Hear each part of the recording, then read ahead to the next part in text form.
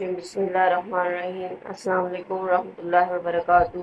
Students 9th class, आज हम जो है वो मेन मेमोरी के बारे में पढ़ेंगे। 1.6 में 3 टॉपिक है आपके पास। मेन मेमोरी को हम प्राइमरी मेमोरी भी कहते हैं। मेन मेमोरी पीछे भी हमने कुछ टॉपिक्स में इसके बारे में देखा था। मेन मेमोरी क्या होती है, इसमें रैम रोम शामिल होती है। ठीक है, तो उसी की डिटेल हम पढ़ेंगे आज। इससे पहले हम जो है वो पढ़ चुके हैं मेमोरी के टाइप्स में, जो मैन्युफैक्चरिंग बिल्डअप यानी कि बेस पे जो टाइप्स थी, चिप मेमोरी और मैग्नेटिक मेमोरी और ऑप्टिकल मेमोरी, वो हमने डिस्कस किया था। ठीक है, और उससे पहले भी हमने टर्मिनोलॉजीज देखी थी मेमोरी की, कि मेमोरी की डेफिनेशन की मेमोरी होती क्या है। ठीक है, फिजिकल डिवाइस होती है जिसमें डाटा को स्टोर करने के लिए यूज़ की जाती है, और ये टेम्परेरी भी डाटा स्टोर किया जा सकता है और परमानेंटली भी। ठीक है, कंप्यूटर में ही सिर्फ यूज नहीं होती है, ये और भी डिवाइसेस में यूज होती है जैसे मोबाइल वगैरह। और इसके हमने टर्मिनोलॉजीज पढ़ी थी, और उसके बाद इसकी जो आपके पास टाइप्स थी वो पढ़ी थी। आज हम जो है वो मेन मेमोरी के बारे में डिस्कस करेंगे। मेन मेमोरी प्राइमरी मेमोरी होती है, और इसमें जो है डाटा वो स्टोर किस तरह से किया जाता है। ये आप वीडियो जो है वो फुल देखिएगा अच्छे से, ताकि आपको समझ आ सके, कोई भी चीज़ मिस नहीं करनी है आपने, ताकि आप जो है वो अच्छे से अंडरस्टैंड कर सकें। ठीक है, और कोई भी प्रॉब्लम हो तो आप मुझसे कर सकते हैं, कमेंट कर सकते हैं। ठीक, main memory stores data and programs that are being executed by the computer. Computer से एग्जीक्यूट करने के लिए जो डाटा स्टोर किया जाता है वो मेन मेमोरी में स्टोर करता है। मतलब एग्जीक्यूशन होनी है, प्रोसेसिंग होनी है किसी भी डाटा की, तो वो सबसे पहले जो है वो मेन मेमोरी में जाएगा। ठीक है, प्रोग्राम्स हैं या डाटा है जो भी है, इंस्ट्रक्शंस हैं, वो पहले मेन मेमोरी में जाके स्टोर होती हैं, और उसके बाद प्रोसेसिंग होती है कन्वर्जन के बाद, डिकोडिंग के बाद। यानी कि जो एग्जीक्यूशन है उससे पहले मेमोरी में स्टोर होगा, मेमोरी से पलट आ जाएगा, और उसको ट्रांसलेट किया जाएगा बाइनरी फॉर्म में, 0 1 की फॉर्म में, अपनी फॉर्म में अंडरस्टैंड करने की कोशिश करेगा, फिर उसके बाद एग्जीक्यूशन स्टार्ट होगी। ये पीछे हमने इंस्ट्रक्शन साइकिल जो है वो देखा था, तो वो उसी तरह से। It also shows the result produced by ALU after processing the data. एक तो ये प्रोसेस एग्जीक्यूशन से पहले डाटा को स्टोर करता है, और इसके अलावा मेन मेमोरी में डाटा प्रोसेसिंग के बाद जो रिजल्ट आता है, ALU जो रिजल्ट जनरेट करता है, उसके बाद भी वो कहाँ जाता है, मेन मेमोरी में जो है स्टोर होता है। ठीक है, 3 टाइप्स है मेन मेमोरी की on motherboard, which are ROM, RAM and cache. ठीक है, मेन मेमोरी की, प्राइमरी मेमोरी की 3 कैटेगरीज होती है। प्राइमरी मेमोरी में कौन कौन सी चीजें आती हैं मदरबोर्ड पे जो होती हैं, कैशे है, रोम है और रैम है।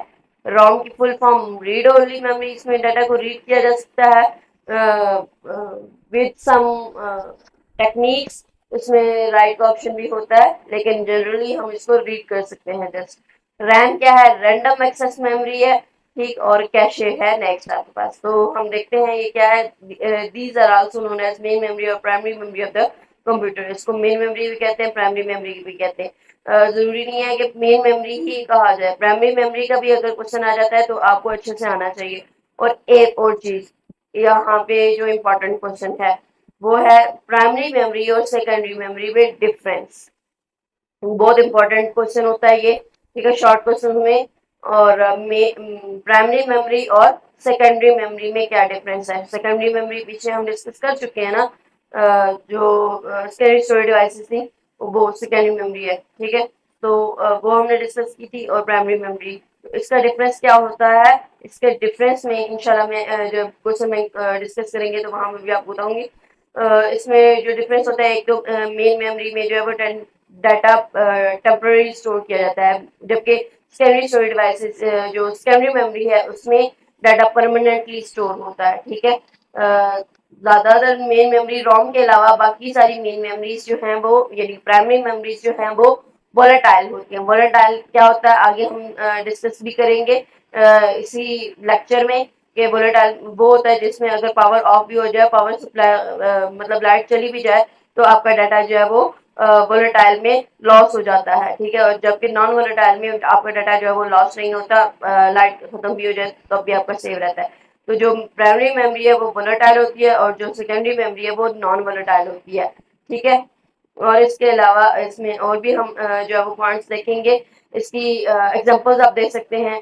प्राइमरी मेमोरी में जो आपके पास रैम रोम आ जाती है, प्राइमरी मेमोरी में आपके पास रैम आ जाती है, ठीक है। इसके अलावा कैशे आ जाती है। रोम आप इसलिए डिस्कस नहीं करेंगे क्योंकि वो वोलेटाइल मेमोरी जो है वो नहीं होती, बल्कि नॉन वोलेटाइल होती है, ठीक है। तो स्टैंडर्ड जो मेमोरी है उसमें आप USB flash drive, memory card, CD DVD ये वाली चीजें डाल सकते हैं, ठीक है।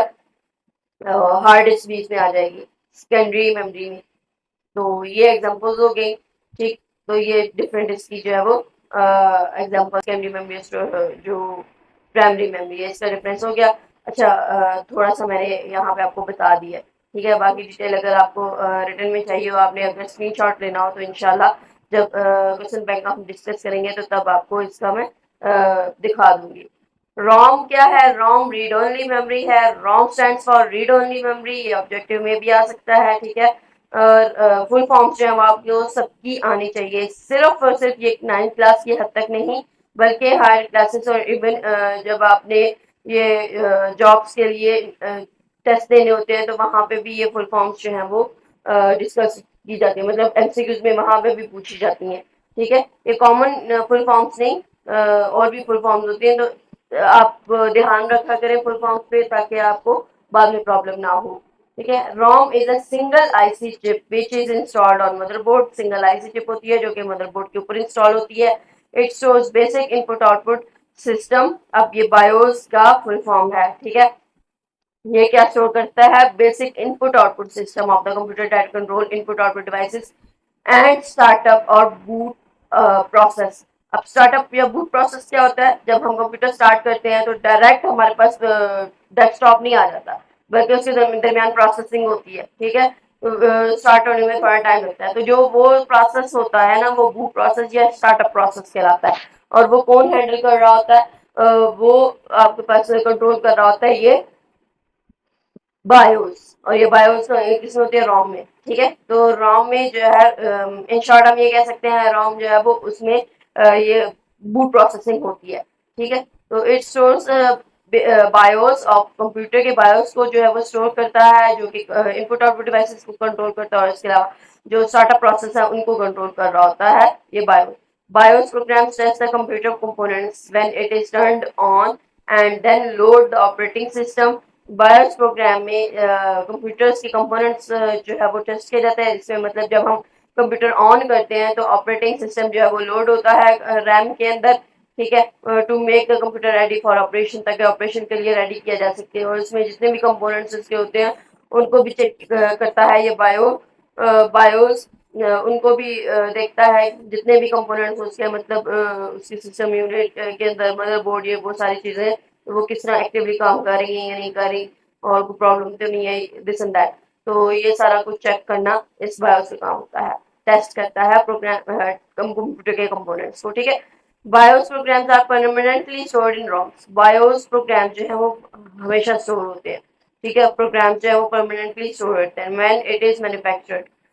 तो अचानक से मोबाइल आप या ये लैपटॉप कंप्यूटर आपका बंद भी हो जाए, ठीक है। कंप्यूटर तो लाइट पे चलता है ना, तो अचानक से अगर लाइट चली जाती है तो बंद हो जाता है, तो तब दोबारा जब आप स्टार्ट करेंगे तो दोबारा भी आपका स्टार्ट हो जाता है। क्यों? क्योंकि वहां पे परमानेंटली रोम में बायोस प्रोग्राम जो है वो स्टोर होते हैं, ठीक है। उसको पता है कि मैंने किस तरह से स्टार्ट होना है, मेरे अंदर कौन सी चीज स्टार्टअप प्रोसेसिंग जो है वो इंस्टॉल हुई भी है, ठीक है।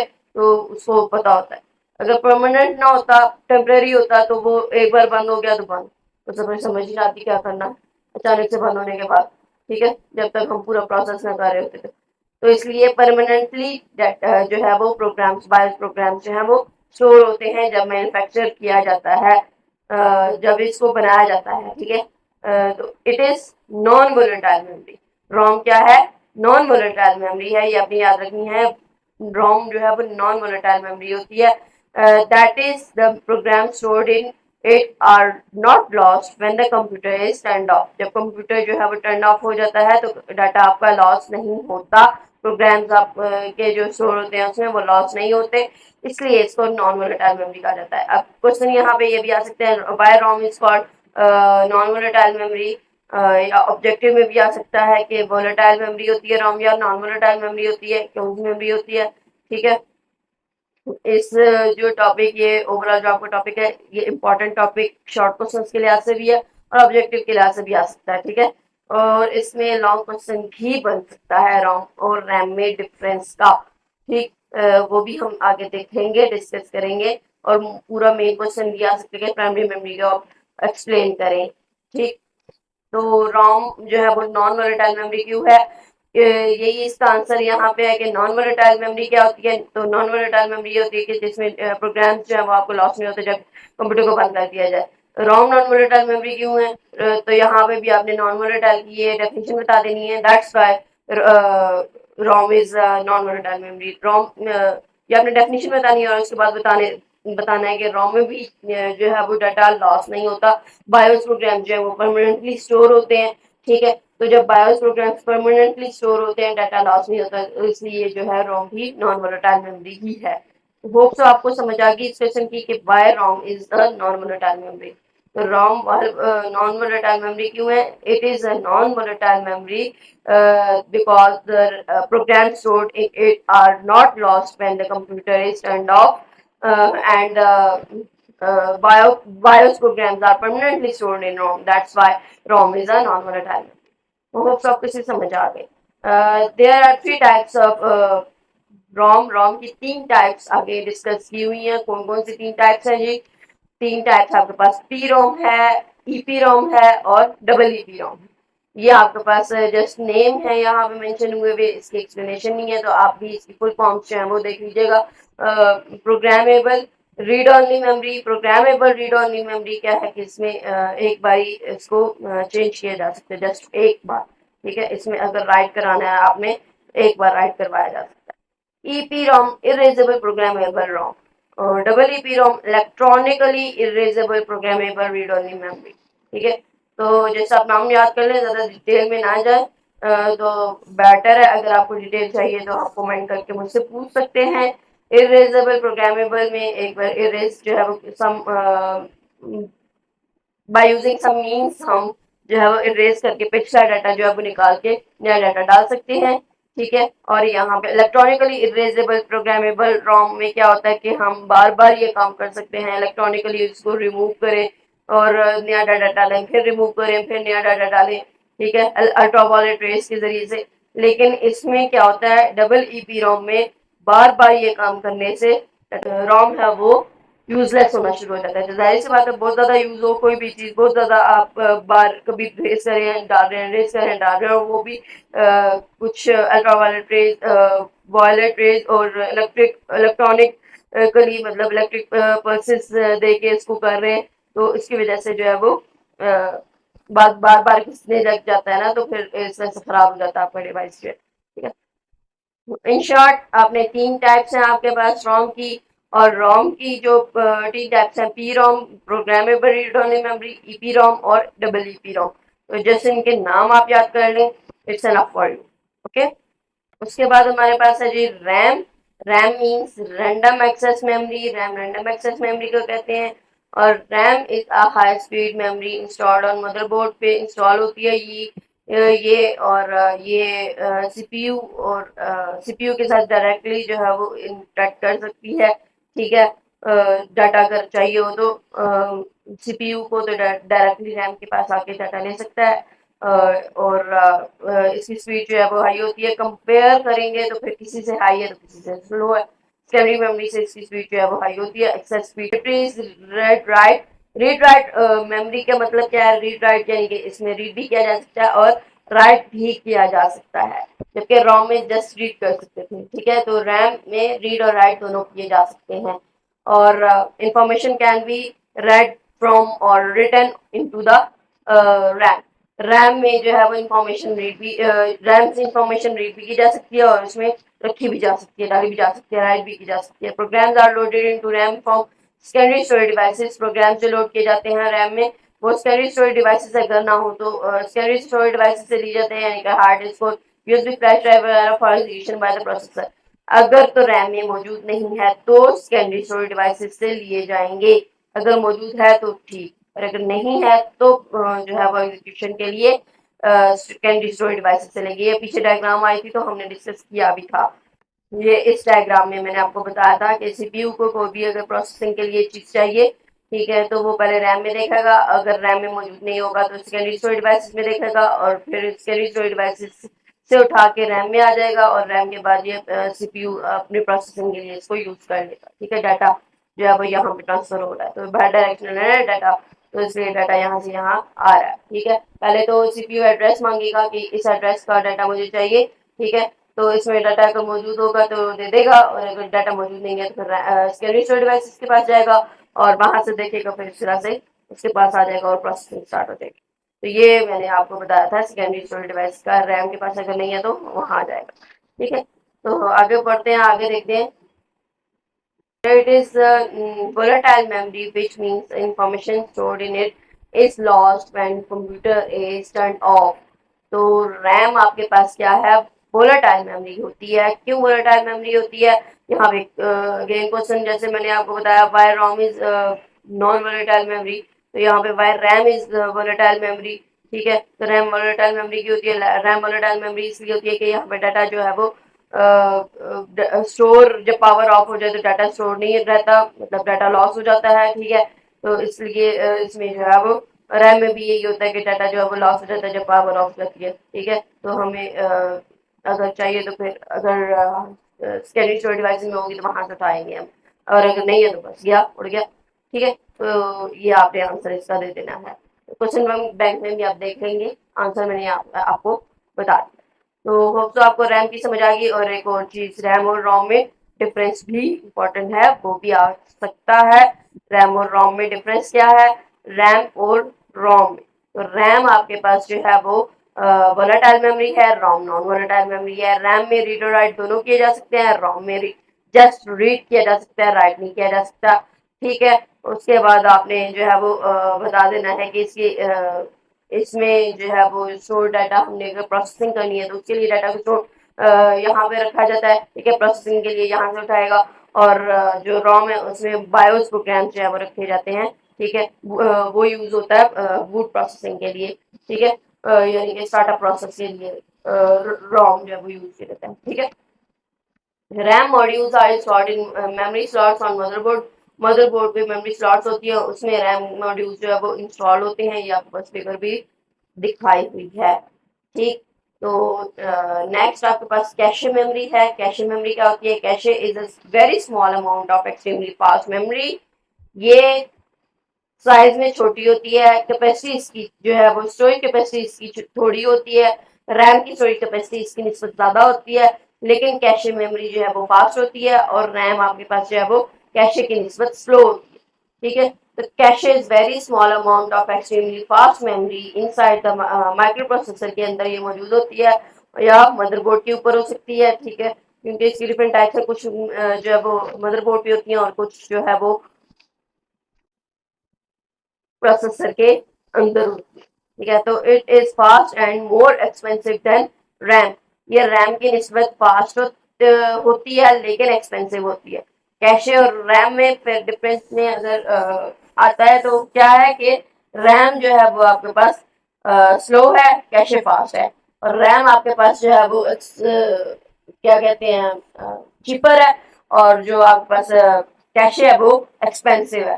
ठीक है, फायदा है ज्यादा, स्टोरेज कैपेसिटी कम है लेकिन फास्ट है, तो इसलिए एक्सपेंसिव है। ठीक है, cache it stores information that is most frequently used by the computer.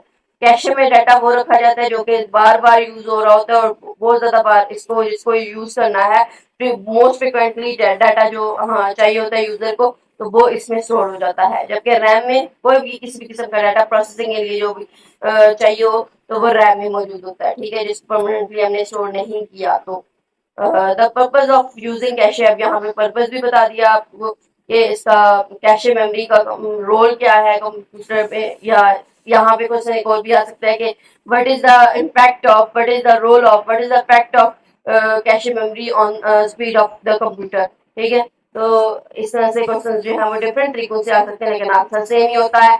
The purpose of using cache is to improve the processing speed of computer. Computer की स्पीड को बढ़ाने के लिए इसमें कैशे मेमोरी यूज की जाती है, क्योंकि ना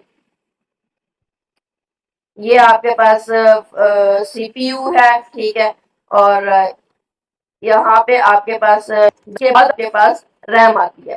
ठीक है, तो पहले जो है क्या होगा, सीपीयू पहले जो है वो कैशे की तरफ देखेगा। कैशे में अगर तो फ्रिक्वेंटली यूज डाटा हुआ हुआ है, ठीक है, बार बार यूज हुआ हुआ है, तो यहाँ पे मौजूद होगा, इसे मिल जाएगा। ठीक है, और अगर इसे यहाँ से कैशे से नहीं मिलता तो फिर रैम के पास जाएगा। तो एज स्पीड बढ़ गई ना, कि वो वाला डाटा जो बहुत बार यूज हो रहा था, फ्रिक्वेंटली यूज किया जा रहा था बार बार, ठीक है, तो वो उसने कैशे ने ले लिया, तो उसपे जो रैम पे बर्डन है वो कम पड़ गया, जो रैम पे बर्डन कम हो गया और कैशे के पास जो है वो डाटा रखा गया, तो इस तरह से इसकी स्पीड जो है वो, ये नजदीक है ना, तो इसकी जो स्पीड है कंप्यूटर की ओवरऑल, वो भी बेहतर हो गई। ठीक है, कैशे की वजह से। तो यहाँ पे एक और क्वेश्चन भी है कि अगर कैशे मौजूद ना हो तो क्या होगा आपके कंप्यूटर के अंदर, तो स्पीड जो है वो स्लो हो जाती है, कैशे अगर नहीं हो तो। ठीक है, तो जो रैम है उसका क्या इफेक्ट होता है रैम के साइज का, ये भी क्वेश्चन आ सकता है आपके पास। रैम का साइज जितना ज्यादा होगा तो उसका इफेक्ट क्या होगा, ये भी आपके पास क्वेश्चन बन सकता है। तो ये क्वेश्चन बैंक जब हम करेंगे तो तब आपको डिस्कस करेंगे। तो नेक्स्ट आपके पास क्या है, तीन टाइप्स है कैशे मेमोरी की। कौन कौन सी तीन टाइप्स होती हैं, L1 L2 और L3, यानी कि लेवल 1, लेवल 2 और लेवल 3 होता है। लेवल 1 कैशे जो है वो बिल्ड होती है प्रोसेसर के अंदर, माइक्रो प्रोसेसर के अंदर मौजूद होता है L1, और जो L2 और L3 है वो मदरबोर्ड के ऊपर होता है। ठीक है, माइक्रो प्रोसेसर से बाहर मदरबोर्ड पे जो है वो होती है L2 और L3। तो L1 जो है वो आपके पास माइक्रो प्रोसेसर के अंदर ही है, तो फास्ट होगी। ठीक है, वो जल्दी एक्सेस कर लेगा जो प्रोसेसर है, सीपीयू की जो भी चाहिए प्रोसेसिंग के लिए, वो जल्दी एक्सेस कर लेगा। तो ये फास्ट हुआ L1, और जो L2 और L3 है वो स्लो होती है इसकी निस्बत। ठीक है, तो ये डायग्राम आपकी इंपॉर्टेंट है, ये आपने डायग्राम भी अच्छे से कर लेनी है, इतनी मुश्किल भी नहीं है वैसे। ठीक है, तो ये अभी हम इस टॉपिक से रिलेटेड पहले क्वेश्चन देख लेते हैं और उसके बाद नेक्स्ट टॉपिक की तरफ चलते हैं। ये आपके पास सबसे पहले हायरार्की में आपको शो कर देती हूँ। ठीक है, मेमोरी है, मेमोरी की यहाँ पे आपने डेफिनेशन जो है वो पिछले लेक्चर में डिस्कस की थी। ठीक है, उसके बाद आपके पास प्राइमरी मेमोरी और सेकेंडरी मेमोरी है। प्राइमरी मेमोरी और सेकेंडरी मेमोरी में डिफरेंस भी आ जाता है, अभी हम डिस्कस करते हैं। उसके बाद हायरार्की में क्या आता है कि प्राइमरी मेमोरी क्या, आपने एग्जांपल्स बताई, रैम रोम, और सेकेंडरी मेमोरी की आपके पास क्या एग्जांपल्स है, हार्ड डिस्क, सीडी डीवीडी और फ्लॉपी डिस्क। ठीक है, तो ये आपके पास हायरार्की है इसकी मेमोरी की। और जो हमने कैशे में डिस्कस किया, कैशे का क्या हमने देखा, पॉइंट्स में आपको जो है वो ज्यादा अच्छे से समझ आएगा, इसलिए यहाँ पे मैंने आपको पॉइंट्स मेंशन किए हुए हैं। तो पॉइंट्स में क्या है कि cache is very small amount of extremely fast memory inside the processor और ऑन मदरबोर्ड। ये रैम और सीपीयू के दरमियान होती है। ठीक है, और इसमें डाटा जब सीपीयू को जरूरत होती है इंफॉर्मेशन, सबसे पहले जो है वो कहाँ देखता है, कैशे में देखता है। अगर नहीं मिलता उसे तो फिर वो रैम से फेच करता है। ठीक है, और उसके बाद फास्टर होती है ये रैम की निस्बत और एक्सपेंसिव होती है। नेक्स्ट पॉइंट आपके पास क्या है कि फ्रिक्वेंटली डाटा जो यूज करना होता है कंप्यूटर ने, तो वो इन्फॉर्मेशन यहाँ पे स्टोर कर ली जाती है, और इसका पर्पज क्या है कि ये जो है वो स्पीड बढ़ाने के लिए कैशे मेमोरी को यूज किया जाता है। स्पीड अगर ज्यादा चाहिए तो कैशे मेमोरी वहां पे यूज होती है। ठीक है, तो ये आपके पास चंद पॉइंट्स थे। अभी हम देख लेते हैं जी वो क्वेश्चन बैंक्स, और उससे फिर रिलेटेड हम क्वेश्चन देखेंगे। सबसे पहला क्वेश्चन आपके पास क्या है जी, सबसे फर्स्ट क्वेश्चन आपके पास है कि what do you know about main memory और प्राइमरी मेमोरी के बारे में, यानी कि डेफिनेशन उसकी लिखनी है। ठीक है, और उसकी जो मेन मेमोरी के टाइप्स है, रैम रोम और कैशे, वो आपने बता देनी है, लिस्ट कर लेनी है, जस्ट नाम बताने हैं। ठीक है, उसके बाद आपके पास क्या है कि प्राइमरी मेमोरी और सेकेंडरी मेमोरी में डिफरेंस क्या होता है, तो ये ओरली मैंने आपको अभी बताया। यह आपके पास डिफरेंस है प्राइमरी मेमोरी और सेकेंडरी मेमोरी में। Primary memory is the memory that is directly accessed by the CPU। CPU directly access कर सकता है प्राइमरी मेमोरी को, जबकि सेकेंडरी मेमोरी को डायरेक्टली एक्सेस नहीं कर सकता। ये एक स्टोरेज डिवाइस होती है। ठीक है, और इसको डायरेक्टली कंप्यूटर एक्सेस नहीं कर सकता सीपीयू। सबसे पहले जो है वो रैम में देखेगा, और रैम जो है वो फिर सेकेंडरी डिवाइस में, सेकेंडरी स्टोरेज डिवाइस में या सेकेंडरी मेमोरी में देखेगा। ठीक है, इसका दूसरा नाम प्राइमरी मेमोरी का मेन मेमोरी है, और सेकेंडरी मेमोरी को हम बैकअप मेमोरी, ऑक्सिलरी मेमोरी, या ये भी मैथ स्टोरेज मेमोरी भी कहते हैं। ठीक है, computer can not run without primary memory. Primary memory के बगैर, रैम और रोम के बगैर कंप्यूटर रन नहीं कर सकता, जबकि सेकेंडरी मेमोरी के बगैर कंप्यूटर रन कर सकता है। ठीक है। अगर ना भी हम लगाएं सेकेंडरी स्टोरेज डिवाइस यानी कि सीडी डीवीडी के बगैर जो है वो रन कर लेता है ये आपके पास कंप्यूटर जो है। ठीक है। और उसके बाद नेक्स्ट पॉइंट आपके पास क्या है कि ये फास्ट होती है सेकेंडरी स्टोरेज डिवाइस की निस्बत। जो प्राइमरी मेमोरी है वो फास्ट होती है, एक्सेस टाइम इसका जो है वो फास्ट होता है। और सेकेंडरी स्टोरेज डिवाइस जो है वो स्लो होती है प्राइमरी मेमोरी की निस्बत, इसका एक्सेस टाइम जो है वो स्लो होता है। ठीक है। एक और पॉइंट यहाँ पे चंद पॉइंट और भी जो है वो दिए जा सकते हैं, वो क्या है कि यहाँ पे आप बता सकते हैं कि जो प्राइमरी मेमोरी की स्टोरेज कैपेसिटी कम होती है और सेकेंडरी मेमोरी की स्टोरेज कैपेसिटी ज्यादा होती है। इसके बाद इसके जो आपके पास फास्ट होती है और प्राइमरी मेमोरी और सेकेंडरी मेमोरी जो है वो स्लो होती है। उसके बाद इसकी आपने एग्जांपल्स बता देनी है कि रैम जो है वो आपके पास और रोम प्राइमरी मेमोरी के एग्जांपल्स हैं। और इसके अलावा CD DVD floppy disk USB flash drive memory card, ये आपके पास जो है वो सेकेंडरी मेमोरी की एग्जांपल्स आ जाती हैं। ठीक है। और कुछ और पॉइंट्स भी हैं वो भी बता देती हूँ जो ऑरली मैंने आपको बताए थे कि जो आपके पास प्राइमरी मेमोरी है वो एक्सपेंसिव होती है, सेकेंडरी मेमोरी आपके पास चीप होती है। स्टोरेज कैपेसिटी जो है वो प्राइमरी मेमोरी की कम होती है और सेकेंडरी मेमोरी की स्टोरेज कैपेसिटी ज्यादा होती है। प्राइमरी मेमोरी की स्टोरेज कैपेसिटी जो है वो एमबीज में होती है और जो सेकेंडरी मेमोरी स्टोरेज कैपेसिटी है वो जीबीज में होती है। ठीक है। जीबीज गीगाबाइट और एमबीज यानी कि मेगाबाइट्स में। ठीक है। मेगाबाइट कम होती है, यूनिट कम यूनिट होता है, लेस यूनिट होता है। और सेकेंडरी मेमोरी जो है वो उसकी कैपेसिटी ज्यादा होती है यानी कि गीगाबाइट्स में होती है, वो यूनिट जो है वो बड़ा होता है। ठीक है। अच्छा, जो आपके पास प्राइमरी मेमोरी है वो जो है वो एग्जीक्यूशन के लिए यूज होता है। ठीक है। जब हमने प्रोसेसिंग करवानी है उसके लिए डाटा यहाँ से उठाया जाता है प्राइमरी मेमोरी में। और जो सेकेंडरी मेमोरी है उसमें क्या होता है, सेकेंडरी मेमोरी में आपके पास जो है वो डाटा अगर रैम में मौजूद ना हो यानी कि प्राइमरी मेमोरी में मौजूद ना हो तो हम सेकेंडरी मेमोरी में देखते हैं। ठीक है। तो सेकेंडरी मेमोरी नेसेसरी नहीं है लेकिन प्राइमरी मेमोरी जो है वो जरूरी होती है, नेसेसरी होती है। ठीक है। तो ये चंद पॉइंट्स थे प्राइमरी और सेकेंडरी मेमोरी के डायरेक्टली एक्सेस। और इसके अलावा फास्ट वाला मैंने आपको बता दिया कि प्राइमरी मेमोरी फास्ट होती है और ये स्लो होती है।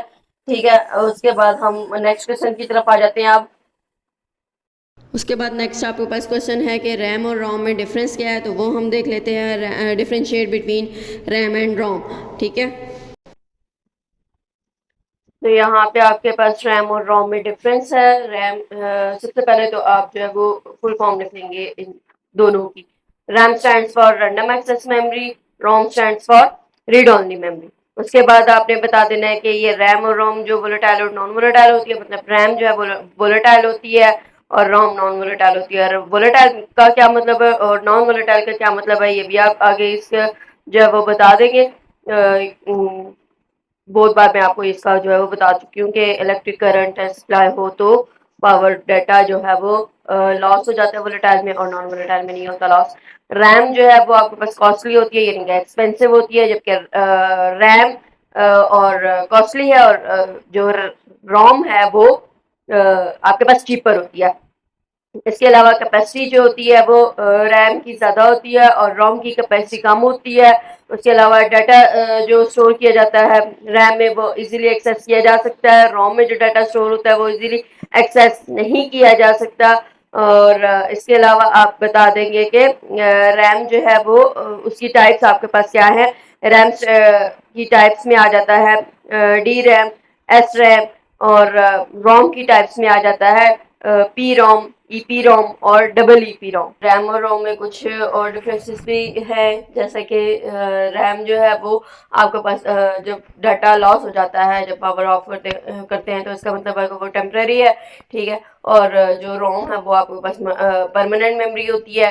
और इसके अलावा रैम जो है वो उसमें डाटा मैंने आपको भी बताया था ना कि कैपेसिटी स्टोरेज कैपेसिटी इसकी ज़्यादा होती है, तो जीबीज में इसकी स्टोरेज कैपेसिटी होती है। और जो रोम है उसकी स्टोरेज कैपेसिटी एमबीज में होती है। स्टोरेज कैपेसिटी कम होती है ना तो वो मतलब एमबीज में होती है। और इसके अलावा जब हम लेक्चर डिस्कस कर रहे थे तो तब भी मैंने आपको बताया था कि रैम जो है उसमें डाटा ऑपरेशन के लिए यूज किया जाता है। रैम में मतलब एग्जीक्यूशन जब करवानी है तो तब आर्जी तौर पे डाटा उसमें रखा जाता है, और रोम में जो है वो स्टार्टअप प्रोसेस के लिए यूज किया जाता है इसको। इसमें डाटा वो होता है, बायोस प्रोग्राम्स इसमें मौजूद होते हैं, परमानेंटली सेव होते हैं, जो कि स्टार्टअप या बूट प्रोसेस के लिए यूज किए जाते हैं। ठीक है, और इसमें डाटा एक्सेस भी आपको बताया कि जल्दी आसानी से डाटा एक्सेस हो जाता है। इसका मतलब ये हुआ कि इसका एक्सेस टाइम जो है वो रैम का ज्यादा है, यानी रैम में जो है वो फास्टली डाटा राइट किया जा सकता है और रोम में जो है वो स्लो डाटा राइट किया जाता है। एक्सेस टाइम भी रैम का जो है वो ज्यादा होता है और रोम का स्लो एक्सेस टाइम होता है। इसके अलावा रैम में डाटा रीड भी किया जा सकता है, राइट भी किया जा सकता है। रोम में डाटा रीड किया जा सकता है, जस्ट राइटिंग किया जा सकता है। तो फंक्शंस जो यूज होते हैं रैम में, तो नो फंक्शंस यूज होते हैं, रीड और राइट, और रोम में जस्ट रीड फंक्शन जो है वो यूज होता है। तो ये तकरीबन आपके पास 10 के करीब पॉइंट्स बन जाते हैं। तो लॉन्ग में भी अगर आ जाए तो आप आसानी से कर सकते हैं। नेक्स्ट क्वेश्चन है जी आपका कि what will happen if cache is remove from the computer. Computer से अगर कैशे को रिमूव कर दिया जाए तो क्या होगा। ठीक है, तो कैशे को अगर रिमूव कर दिया जाए कंप्यूटर से तो बहुत बड़ा लॉस होगा। ये आपके पास जो है वो उसका आंसर है कि कैशे मेमोरी जो आपके पास होती है वो अगर रिमूव कर दी जाए तो क्या होगा। If cache memory is remove from the computer, computer में स्टिल फंक्शन, मतलब फंक्शन तो करेगा but it will likely run more slowly, यानी कि कंप्यूटर जो है वो स्लो हो जाएगा। This is because the cache memory is use to temporary store frequently access data. जो ज्यादा बार यूज होना होता है डाटा वो जो फ्रिक्वेंटली यूज हो रहा होता है वो डाटा जो है वो इसमें स्टोर होता है। जब वो डाटा जो है वो भी रैम से उसे लेना होगा तो स्पीड जो है वो स्लो हो जाएगी। So that the computer can quickly retrieve it without having to access the slower main memory और स्टोरेज, यानी कि रैम की तरफ जाने के बजाय without cache the computer will have to access these slower memories more often, which will result in longer wait times and slower overall performance. तो ये आपको मैंने जो है वो इस फॉर्म में शो भी कर दिया ताकि आपने अगर सेव करना हो या स्क्रीनशॉट वगैरह लेना हो तो आप ले सके। ठीक है, तो ये इसका आंसर हो गया। अब हम नेक्स्ट क्वेश्चन की तरफ चलते हैं। क्या है ये आपके पास question, how the size of RAM affects the processing speed of computer system. Computer system की प्रोसेसिंग स्पीड कैसे इफेक्ट करती है रैम की। तो ये आंसर आपके पास रैम इफेक्ट करती है आपके कंप्यूटर परफॉर्मेंस की बाय डिटरमिनिंग मेमोरी कैपेसिटी। जितनी मेमोरी कैपेसिटी होगी उस हिसाब से मेमोरी स्पीड जो है वो उसके हिसाब से मेमोरी स्पीड और मेमोरी कैपेसिटी के हिसाब से। ठीक है, faster the RAM the faster your computer performance, या कंप्यूटर प्रोसेसिंग स्पीड जो है वो उतनी फास्ट होगी जितनी रैम फास्ट होगी। With faster RAM the your जो computer memory increases the speed it transfers information to other components, दूसरे कंपोनेंट्स को जो है वो ट्रांसफर करता है इंफॉर्मेशन। ठीक है, तो जितनी स्पीड उसकी अच्छी होगी तो कंप्यूटर की स्पीड भी अच्छी होगी, कंप्यूटर मेमोरी की स्पीड अच्छी होगी। An increase in RAM will improve multi tasking capability of computer as the instructions of several programs will be able to store in RAM at the same time। ठीक है, तो ये आपके पास answer था इसका कि आपके पास अगर साइज जो है वो कैसे इफेक्ट करता है। रैम का साइज जितना अच्छा होगा उतनी स्पीड आपकी जो है वो कंप्यूटर की अच्छी होगी।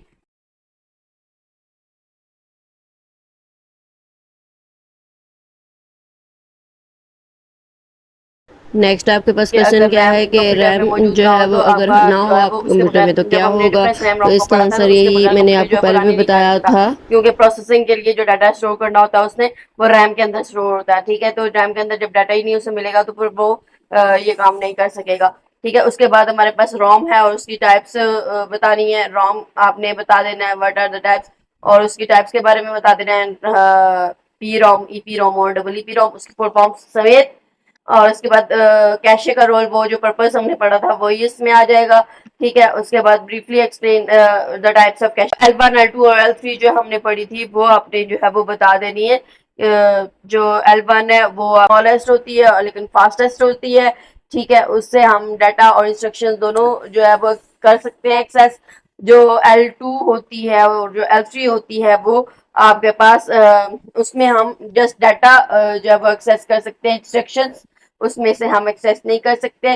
और जो L1 होती है वो आपके पास जो है वो साइज में बिग होती है, स्लो होती है L1 की निस्बत, ठीक है। और L3 जो है वो सबसे स्लो होती है, L1 और L2 दोनों से स्लो उसके होती है, बाद लेकिन L2 साइज में जो दोनों है से वो बड़ी बहुत होती ज़्यादा है, स्लो। ठीक है।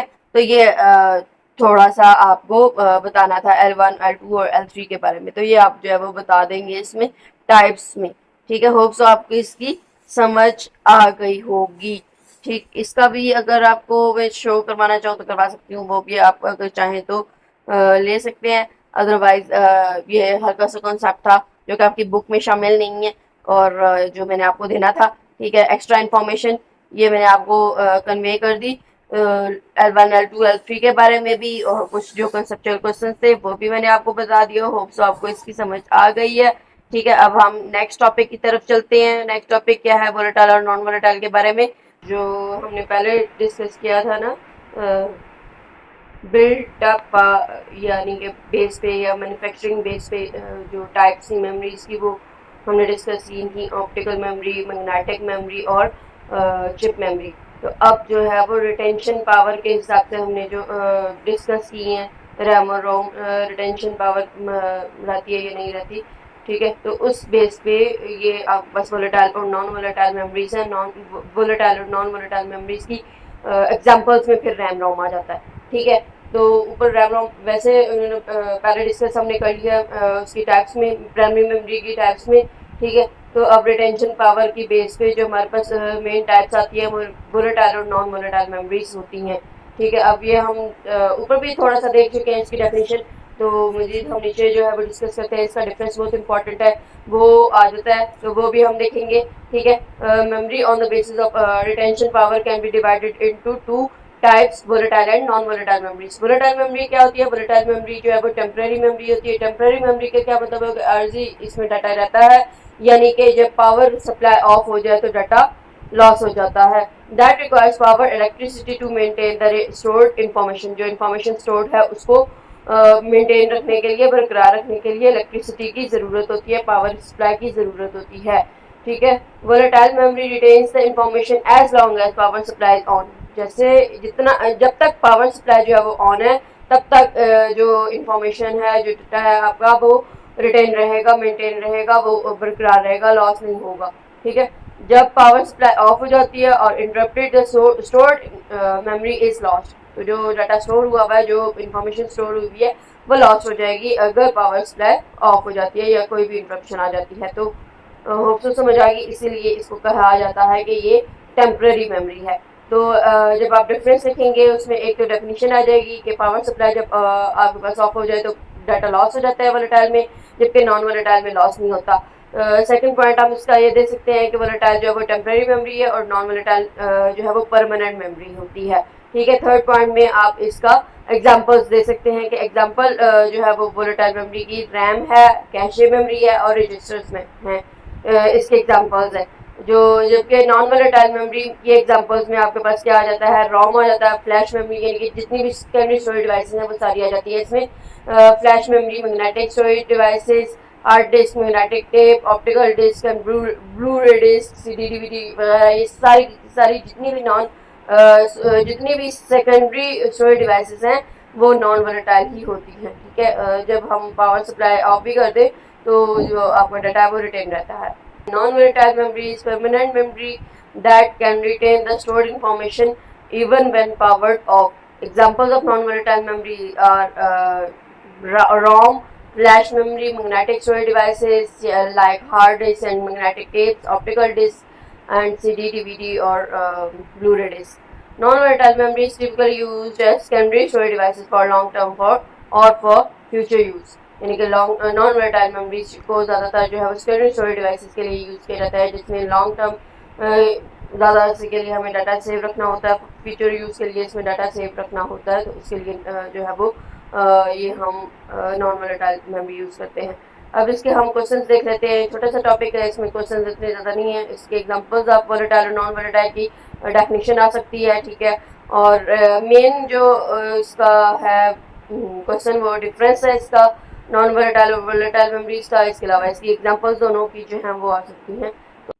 इसके आपके पास जो है 3 क्वेश्चन मैंने बनाया है। फर्स्ट क्वेश्चन क्या है कि जो हम पहले डिस्कस कर चुके हैं, जब रैम रोम हमने डिस्कस किया था कि why RAM is called volatile memory. RAM को वोलेटाइल मेमोरी क्यों कहते हैं और रोम को नॉन वोलेटाइल मेमोरी क्यों कहते हैं। ठीक है, तो ये आप दोनों क्वेश्चन का आंसर्स दे देंगे कि मैंने आपको जो है लास्ट जो पिछला टॉपिक था उसमें बता दिया था। ठीक है, differentiate between volatile and non volatile memories, ये हम देख लेते हैं। वोलेटाइल और नॉन वोलेटाइल मेमोरीज की जो आपके पास पॉइंट्स हैं वो कौन कौन से हैं। एक तो आपको डाटा रिटेंशन होती है, ठीक है, यानी कि डाटा जो है वो मेंटेन रहता है। Data is present till power supply is present, data remains even after power supply is not present, यानी कि जब पावर सप्लाई नहीं होती तब भी जो है डाटा आपका रहता है, नॉन वोलेटाइल में और वोलेटाइल में नहीं रहता। ठीक है, उसके बाद क्या है कि जो वोलेटाइल मेमोरी है वो टेम्पररी होती है, नॉन वोलेटाइल मेमोरी परमानेंट होती है। इसके अलावा वोलेटाइल मेमोरी जो है उसकी स्पीड जो है वो फास्ट होती है, जबकि नॉन वोलेटाइल मेमोरी की स्पीड जो है वो स्लो होती है। इसके अलावा आप बता सकते हैं इसके एग्जांपल्स, यानी कि रैम जो है वो और जो अभी हमने डिस्कस की कैश रजिस्टर्स, वो वोलेटाइल मेमोरीज के एग्जांपल्स हैं। रोम और इसके अलावा तमाम scan register devices non volatile memories के एग्जांपल्स हैं। और इसके अलावा नेक्स्ट पॉइंट आपका क्या बन सकता है कि data transfer is easy in volatile memory. Volatile memory data transfer आसान होती है, नॉन वोलेटाइल मेमोरीज में डाटा ट्रांसफर जो है वो मुश्किल होती है। और इसके अलावा आप एक और पॉइंट भी दे सकते हैं कि जो वोलेटाइल मेमोरी है उसकी डाटा स्टोरेज कैपेसिटी जो है वो कम होती है और नॉन वोलेटाइल मेमोरीज की ज़्यादा स्टोरेज कैपेसिटी होती है। ठीक है, तो ये आप बस क्वेश्चन से आज तक के लिए इतने ही। नेक्स्ट वीडियो तक के लिए अपने बहुत सारा ख्याल रखेंगे। कोई क्वेश्चन, कोई कमेंट, कोई भी प्रॉब्लम हो तो आप कमेंट में क्वेश्चन पूछ सकते हैं। और नेक्स्ट वीडियो तक के लिए अल्लाह हाफिज़।